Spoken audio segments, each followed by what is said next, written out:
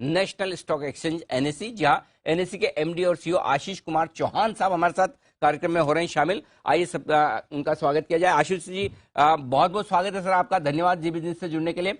सबसे पहले बताएं सर, कैपिटल मार्केट के लिहाज से और देश की इकोनॉमी के लिहाज से कैसे देखते हैं आप इस बजट को?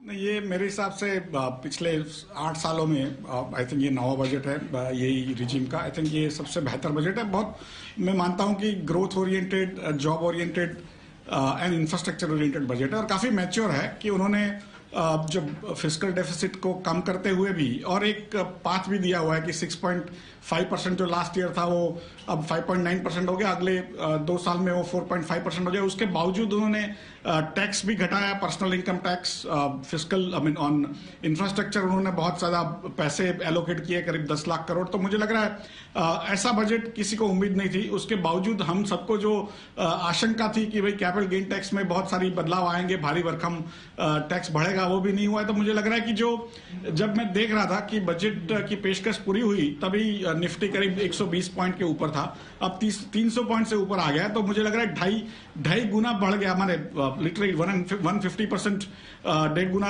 एक्स्ट्रा बढ़ा है। तो जैसे जैसे आप बजट पढ़ते जाओगे ऐसे ऐसे आपको लगेगा कि ये सबसे बेहतर बजट हुआ है। लेकिन आफ्टर इफेक्ट थोड़ी ज्यादा आ रही है। इन्हें जब वो पढ़ रहे थे तभी उतना लोगों को समझा नहीं था, लेकिन अब आई थिंक धीरे धीरे लोगों को समझ रहा है। एट द सेम टाइम जो विश्व की परिस्थिति है वो एक अनुकूल नहीं है, क्योंकि विश्व में एक तरह से इंटरेस्ट रेट बहुत बढ़ा हुआ है। भारत में उसका एक विश्व की जो एक्सपेक्टेड रिसेशन है उसका एक फर्स्ट हाफ में थोड़ा असर हो सकता है, बट सेकंड हाफ में मुझे लग रहा है कि वहां पर भी एक तरह से रिलैक्सेशन, क्यूई वगैरह शुरू हो जाएगा। बट तब तक ये जो बजट है हमको बहुत आगे ले जाएगा। तो आशीष सर के चेहरे की खुशी बता रही है। निफ्टी का लेवल एकदम बिल्कुल जिस तरह से निफ्टी का लेवल है। सर आपने निफ्टी देखा, बैंक निफ्टी नहीं देखा, नहीं तो आप मतलब फूले नहीं समाते।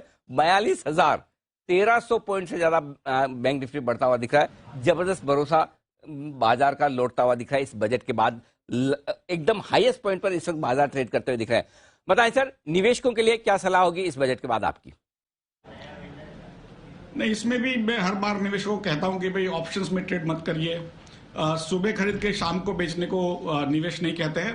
3-5 साल की अवधि के लिए मिनिमम निवेश करिए और भारत का भविष्य उज्जवल है, आपका भी भविष्य उज्जवल रहेगा। आप निवेश करेंगे, ट्रेडिंग करेंगे तो जरूर नुकसान कर सकते हो। और मेरी सबसे राय और रिक्वेस्ट है कि एसएमएस पे भरोसा मत करिए, व्हाट्सएप पे मत करिए, अपना अध्ययन खुद करिए और आगे बढ़िए। और अपने पास समय नहीं है या कैपेसिटी नहीं है तो कोई एक्सपर्ट के द्वारा, म्यूचुअल फंड के द्वारा या पोर्टफोलियो मैनेजमेंट जो स्कीम होती है उसके द्वारा या फाइनेंशियल एडवाइजर से भी बात करके आप निवेश कर सकते हो। निवेश करना सीखिए।